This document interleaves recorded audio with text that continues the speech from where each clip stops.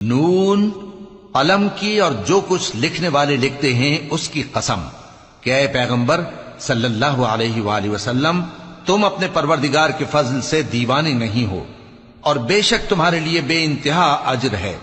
اور یقیناً تم اخلاق کے اعلی مرتبے پر ہو۔